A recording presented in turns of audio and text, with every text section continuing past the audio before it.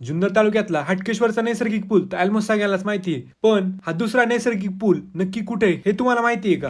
तर विषय असा झाला की काल रात्री रील स्क्रोल करताना मी ही व्हिडिओ बघितली. रंग रंगातूनी रंग रंगुनिया रंगी रंगला भंग.